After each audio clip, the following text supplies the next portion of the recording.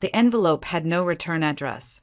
Just my name, Elaine Harper, scrawled in an all too familiar, rigid hand. The kind of handwriting that used to label my report cards before they were taped to the fridge or to the trash. I almost threw it out with the rest of the junk mail. Almost.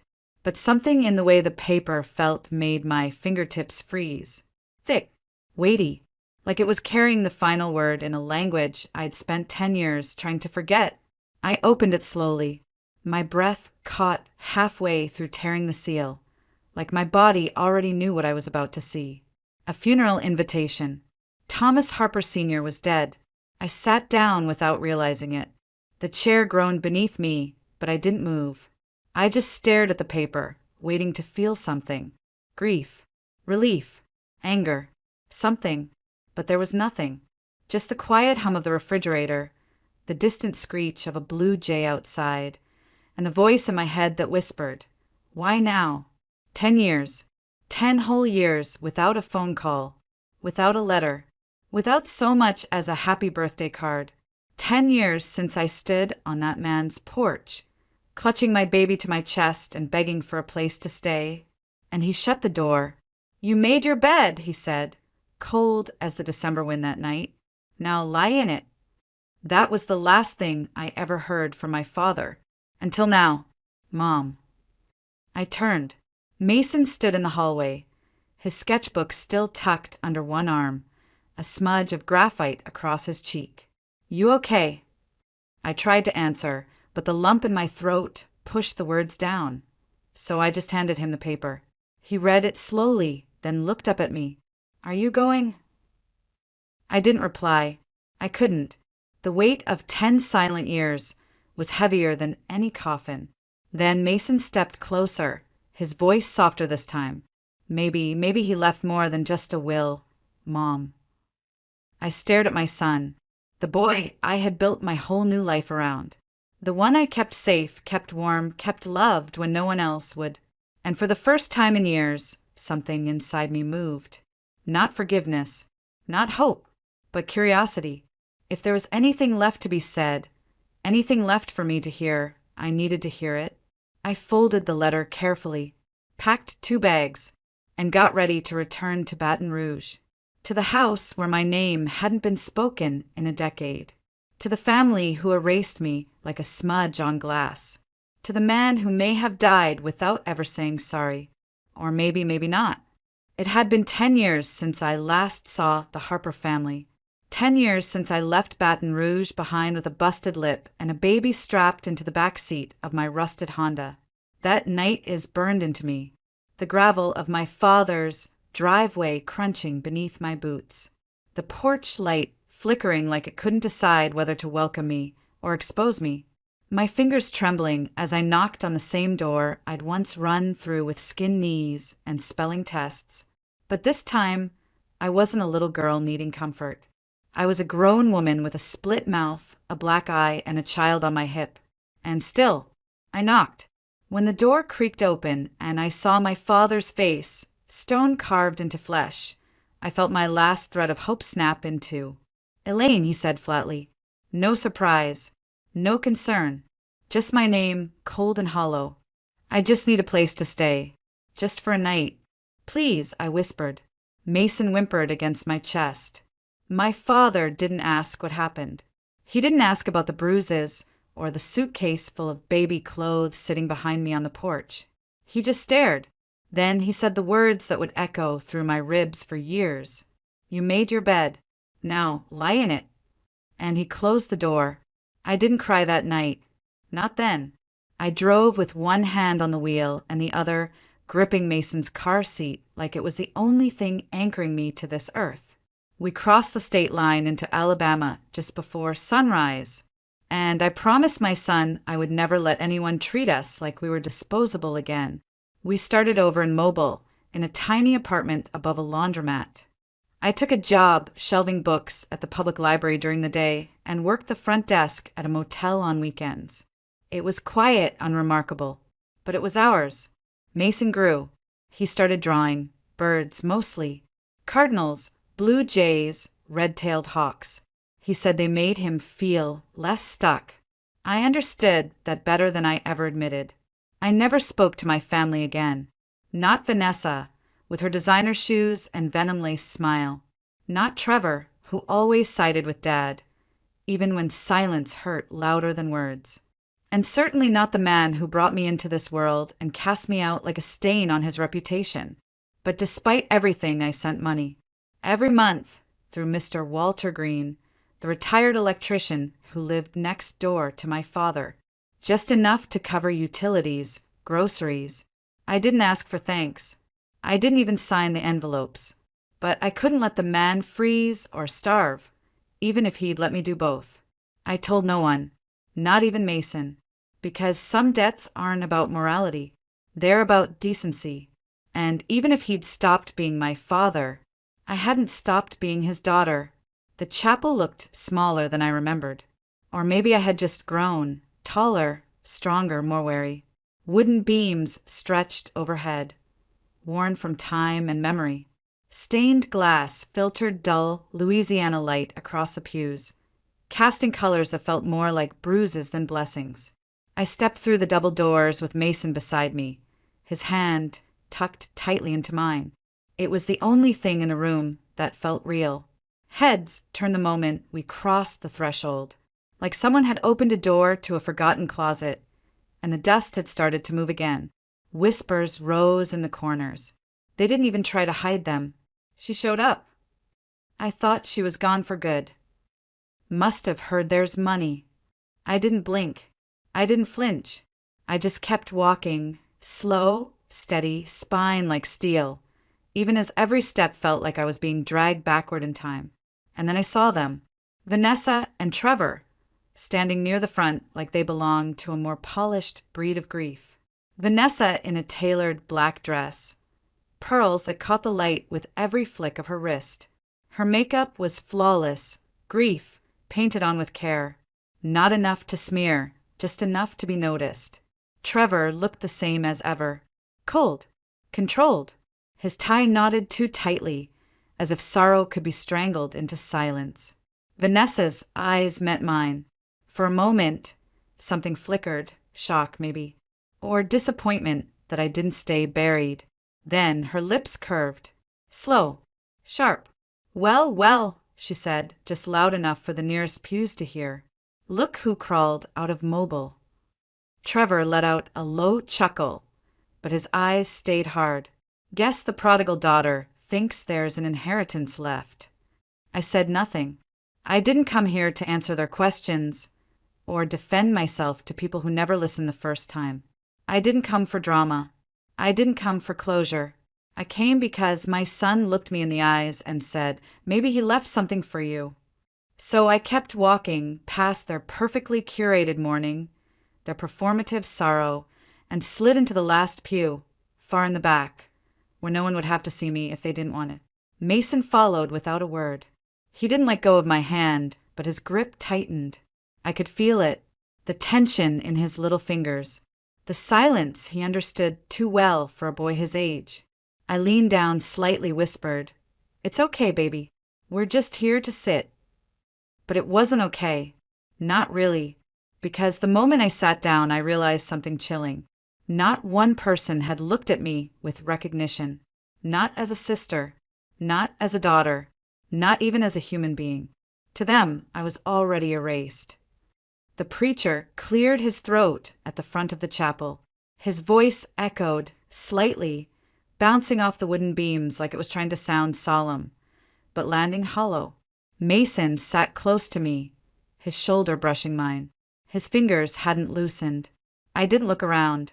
I didn't want to see the faces of people who used to watch me open Christmas gifts or blow out birthday candles, now staring like I was the stain on a photograph they'd been meaning to crop. The service began with prayer.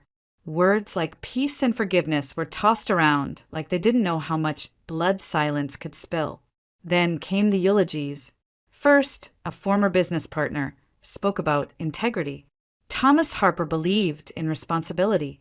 He always said you reap what you sow. A few quiet nods followed, not at the words, at the memory of a man who worshipped control. Then Trevor stood. He spoke of childhood, backyard barbecues, fishing trips, helping their father with the ledger books in the study. Vanessa followed, her voice trembling just enough to sound convincing. "He was the one person who always believed in me," she said, wiping away a tear that never quite made it out of her eye. "He gave me everything I have." I believed her. Through it all, not once was I mentioned. Not as a daughter, not even as a footnote. It was like I had never existed. Like the woman who once called him dad had been edited out of the story with clean, calculated precision. They skipped over my entire childhood, my mother's death, the birthdays I spent alone, the night I showed up on his doorstep with Mason in my arms. Vanessa's voice rose slightly. He loved this family. Every decision he made for us. I swallowed hard. The irony clawed at my throat. Mason leaned his head against my shoulder, silent. I let my cheek rest on his curls, and for a moment, I stopped trying to pretend I was unmoved. I wasn't crying, not because I didn't want to, but because I had cried every tear I had to give years ago. Outside that porch, inside that motel, in the bathroom at work on nights, when Mason was sick and I couldn't afford medicine.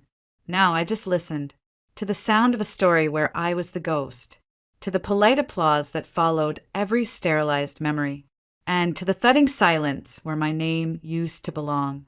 When the service ended, the room began to shift. People stood. Coats were gathered. A few passed by our pew. Some nodded stiffly. Others didn't look at me at all. Vanessa brushed past like I wasn't even there. Her perfume lingered like smoke, sweet, cloying, full of poison. Trevor paused, looked me dead in the eye. His voice low clipped. "Didn't think you had the guts to show up." I met his gaze steady. "Neither did I replied. He smirked. "Cold. Empty. Don't get comfortable. This isn't your story anymore." And then he walked off, as if the last 10 years were nothing more than a mild inconvenience. I sat frozen. Mason's head still rested on my arm, his breath steady, my hand wrapped around his, like it was the only real thing left in the room. But they didn't know. I wasn't there to be in their story. I was there to finish it. The Harper house hadn't changed. Same white columns, same red brick, same ivy creeping up the porch railing like it was trying to choke the past into silence. But stepping through the front door after 10 years felt like walking into a freezer. Everything looked polished, curated, as if grief had been staged like furniture for sale. Voices drifted from the parlor, low and lacquered with false sympathy. Laughter, even. Not the kind that heals, the kind that pretends nothing had ever been broken. Mason held my hand tighter. Inside, I recognized most of the faces. Old neighbors, distant cousins, men my father once played poker with. Not one of them looked directly at me. Conversations dipped to whispers when I entered the room. Eyes slid away. Some stared with thin smiles that didn't reach their eyes. And then I saw Vanessa. She stood near the fireplace, swirling a glass of white wine in a way that made it look like a trophy. Her dress still perfect, not a wrinkle out of place. Mourning as performance art.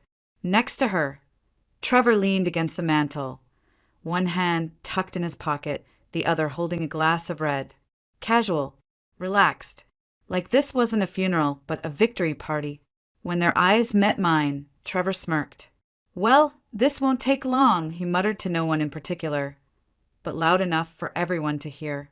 "She got cut out years ago." A few people chuckled, awkward, uneasy. Others turned away quickly, pretending to admire the molding on the ceiling or the floor beneath their shoes. I didn't flinch. I didn't respond. I just stepped further in and kept my coat on, even though the fire was crackling nearby. Something in me didn't want to be warm. Not here. Not among them. Mason stayed close. His eyes scanned the room.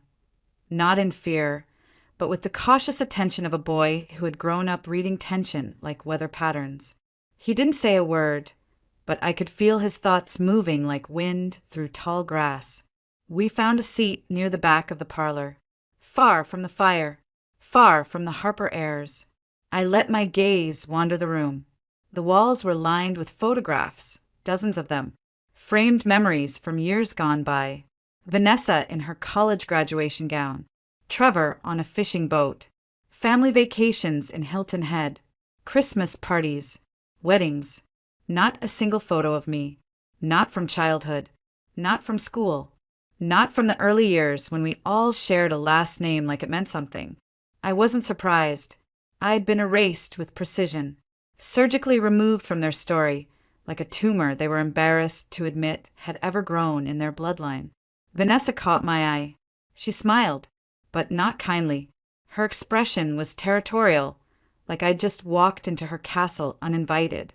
"You can sit, Elaine," she said sweetly, voice coated in sugar and arsenic. "But don't expect a chapter." I gave her nothing, just a steady stare. No heat, no weakness. And that was when I noticed Mason watching her, watching everything, still as a stone but alert. He wasn't confused. He wasn't scared. He was waiting, like something important hadn't happened yet. And somehow, I knew he was right. The front door creaked open again. The room fell into a hush, not the respectful kind, but the wary silence of people who knew they were about to be interrupted by something inconvenient. Franklin Ellis stepped in with the calm of a man who had seen too many families unravel behind closed doors. His gray suit was crisp, shoes polished to the point of defiance. In one arm, he held a smooth cedar box. In the other, his leather briefcase, worn but dignified. Vanessa barely glanced up from her wine. Trevor looked at his watch, annoyed. "Thank you all for being here," Ellis said, voice low but clear. "Per Mr. Thomas Harper's written instructions, we will begin with a video message, before proceeding to the formal reading of the will." The temperature in the room shifted. "A video?" Vanessa scoffed, her lip curling. "Seriously? What is this reality TV?" Trevor leaned closer to her. "Let's just get through this. I've got a flight in 3 hours." But Franklin didn't flinch. He stepped past them, walked to the center of the parlor, and gently placed the cedar box on the coffee table. Then he set the briefcase beside it and began to undo the latches.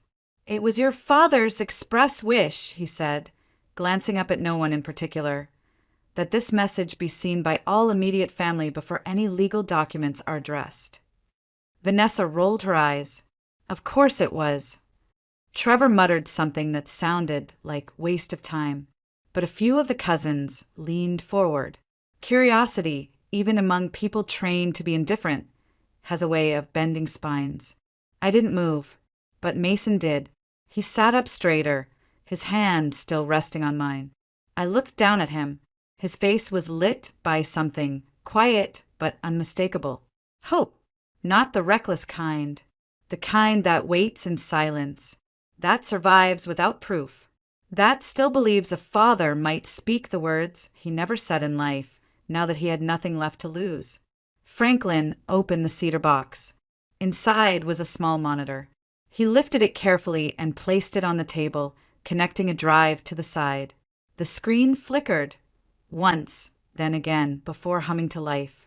The room dimmed around it, and then, there he was, Thomas Harper Sr. older, thinner, shoulders that used to square like steel now slumped under invisible weight. His hair was more silver than gray, eyes shadowed with time and something deeper, regret maybe. He sat at his old desk, the same one that used to be off-limits to us as kids. Behind him, the oil painting of the Mississippi marsh still hung, unchanged, like a witness to everything that went unspoken. He looked straight into the camera. "If Elaine is watching this," he began, voice low, gravel thick with age, "then I suppose I waited too long." The room stopped breathing. "I owe you the apology I never gave." Vanessa shifted. Trevor sat forward slightly. A wine glass clinked against porcelain, but no one spoke, not even me. I just listened, because for the first time in a decade he was finally speaking to me. "If Elaine is watching this," my father said again, slower this time. Then I suppose I waited too long. He shifted slightly in his chair, fingers twitching in his lap, a nervous tick I had never seen before. I was wrong, he said. I judged you for leaving a marriage I didn't understand. I thought you were weak. I thought you were reckless. I let myself believe what was easiest because I didn't want to ask the questions that would force me to see the truth. My breath hitched. Across the room, someone exhaled too loudly. A chair creaked. I told myself I was teaching you responsibility, that I was setting boundaries, that I was being strong. He looked down, swallowed, then looked back at the camera. But the truth is, Elaine, I was punishing you. The room had gone still, the kind of still that makes your heartbeat sound like thunder. I punished you for leaving, for walking away from pain, for choosing yourself when I had never taught you how. I couldn't move. Mason's small hand slid into mine again. He didn't squeeze. He didn't look up, but I felt his breath catch, felt the weight of everything that was never supposed to be said, finally being said by a man who once locked me out in the cold. When you came to my door that night, he paused, shaking his head, bruised, shaking, with your son in your arms. I should have opened the door. I should have said, "Come inside, you're safe now." But instead, I closed it. I let pride speak louder than love. Tears blurred the screen. I blinked hard, but it didn't matter. They came anyway. Hot, fast, not loud, just real. I told myself you didn't need me, that you were making your bed. But I was wrong. You were building something better. His voice softened, cracked at the edges. And then, a few years ago, Mr. Green came by with an envelope. Said it was from a friend. Said it was to help cover the winter heating bill. He smiled faintly, not with joy, but with recognition. The handwriting, the envelope. I knew it was you. Across the room, I felt something shift. A gasp, a glance. You sent money. Every month. Quietly. No credit. No contact. You took care of me, even when I gave you nothing in return. Even when I pretended you didn't exist, you never stopped being my daughter. He looked directly into the camera then, and for the first time, it didn't feel like a recording. It felt like he was there. I'm sorry, Elaine. He took a long, shaky breath. I watched you from a distance. Mr. Green would tell me things about the library, about Mason. He said he was a bright one. Said he looked at the world like you do, patient, quiet, observant. I closed my eyes. For just a second, let myself feel it. I don't deserve your forgiveness, he said. But if I can leave you anything, let it be this. He leaned forward. I was wrong. You were right. You did what I couldn't do. You protected your child. You walked away from violence. And you built something better. Silence rang louder than his voice now. I don't want to be remembered as the man who turned his back on his daughter. He looked down. So, I've changed the will. Gasps, audible now, like birds startled from a tree. They don't know yet, he added, his voice steady, but they will. I heard Vanessa shift sharply. Trevor's jaw clenched so tight, I could feel it from across the room. But I didn't look away. All I ever wanted, my father said softly, was to be proud of my children. He smiled, a tired, honest smile. And I am. I'm proud of you, Elaine, of the woman you became when I wasn't looking. The screen flickered. Tell Mason thank you, he added, for giving me one last chance to be a father, even if it was from a distance. Then the screen went black, and in that moment, not a single person in the room made a sound. Not Vanessa, not Trevor, not me, because for the first time in 10 years, I heard my father, loud and clear. The screen had barely gone dark when the murmurs began. They rippled through the room like a current, confusion, disbelief, quiet panic. A cousin whispered something to his wife. Someone else cursed under their breath. The air was thick with the smell of expensive perfume and the sudden stench of fear. But Franklin Ellis didn't wait for silence. He adjusted his glasses with the calm of a man who had done this 100 times, then opened the leather folder on his lap. The video, he said, was intended to provide personal context. What follows now is the legally binding revised last will and testament of Thomas Harper Sr., certified and filed with the East Baton Rouge Clerk of Court. Vanessa let out a sharp breath through her nose, a sound more insulted than wounded. Trevor folded his arms and leaned back, smug again. That video doesn't change anything, he muttered. We all know what's coming. But Franklin's voice remained steady. To my daughter, Elaine Harper, he began. I leave the Harper family residence located at 2215 Bayfield Road, along with all its contents and surrounding land. The room turned. Every head, every eye, every jaw that hadn't already dropped now. My breath froze in my chest. Mason turned to me, his eyes wide. I didn't speak. I couldn't. My hand was still resting in his, fingers numb. In addition, Franklin continued, flipping to the next page, I leave to Elaine Harper the sum of $250,000 in liquid assets, an entirety of my remaining retirement savings, totaling an additional $74,000. Silence, thicker than grief, sharper than envy. I could hear hearts pounding behind teeth. But Franklin wasn't finished. And to her son, Mason Harper, he said, glancing toward us, I leave a dedicated college education trust in the amount of $100,000. Mason blinked. He looked up at me, mouth slightly open. I was still trying to breathe. Then came the turn. Franklin flipped to the final page, his tone unchanged. To my son, Trevor Harper, and to my daughter, Vanessa Harper, I leave the following. They both sat forward, chins raised.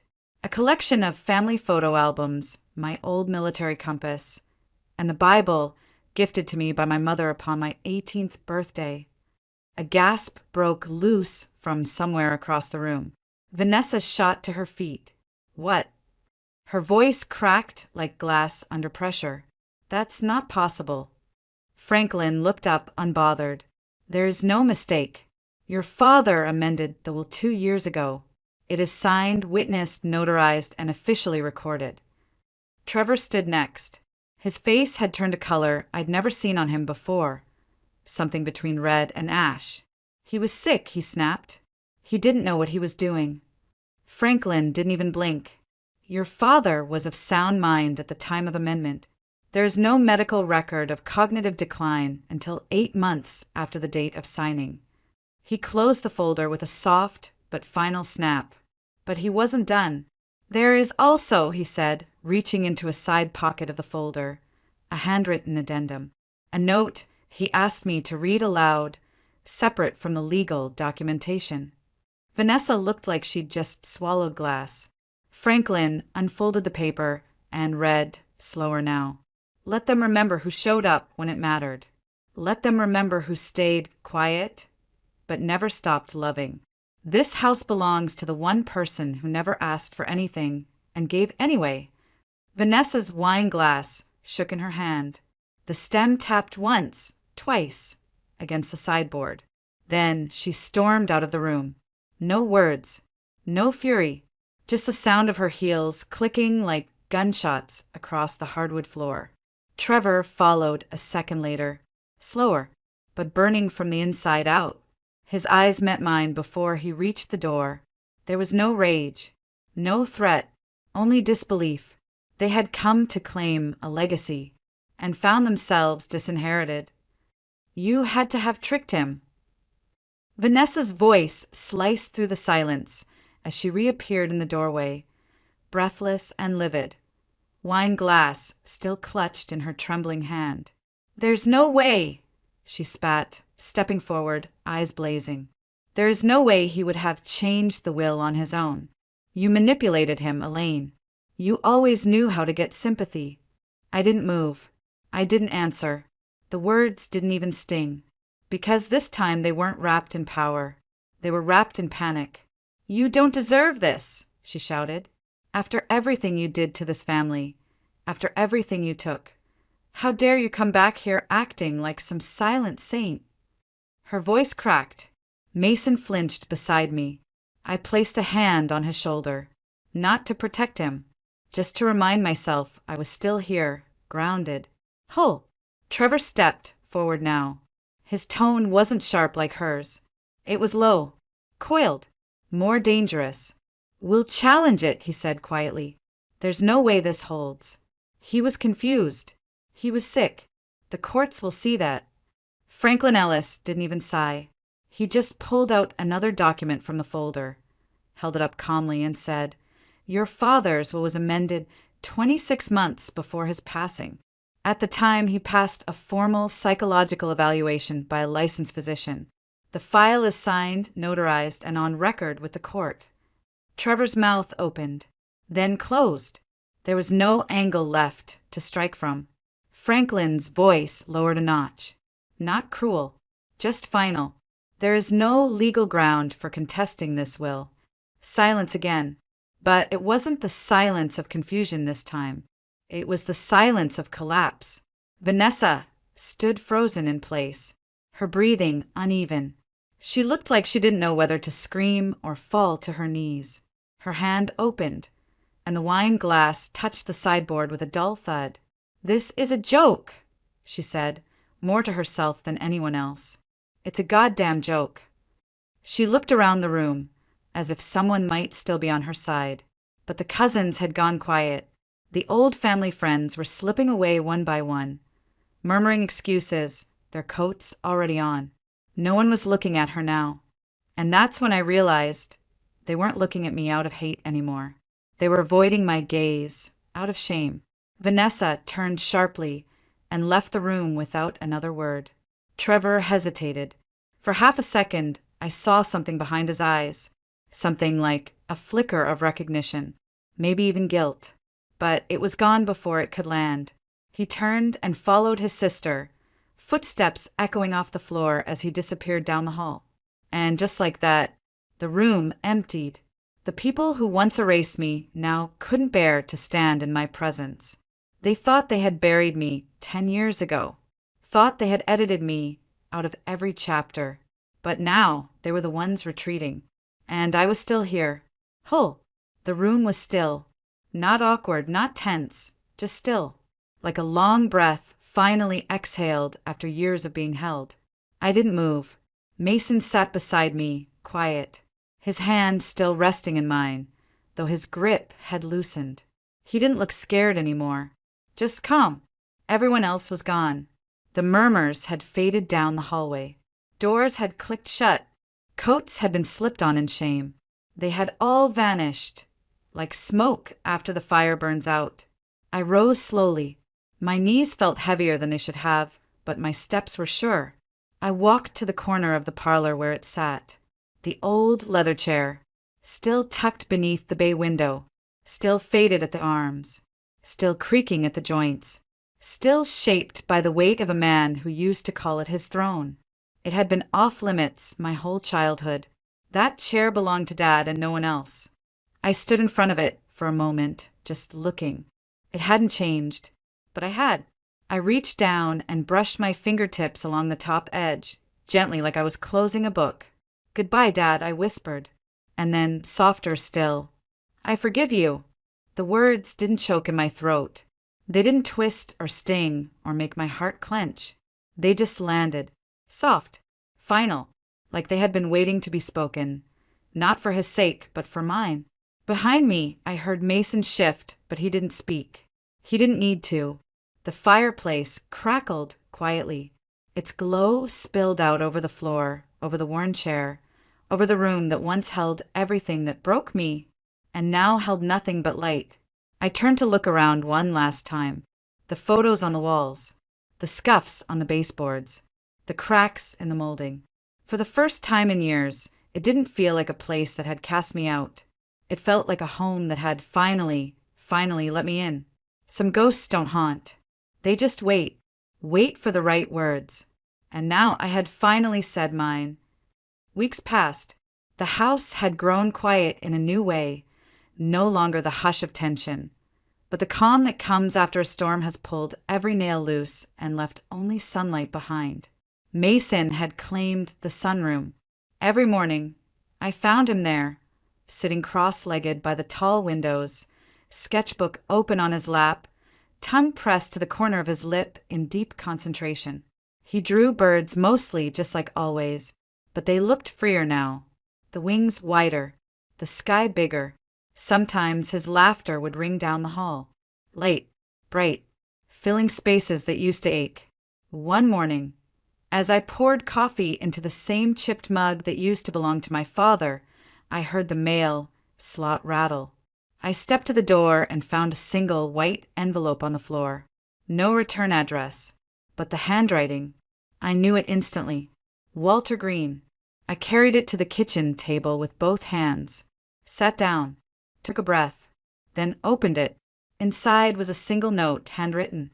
Rachel, the day your father figured out it was you sending the money, I'd never seen him look so small. He stood on the porch for 10 minutes after I told him.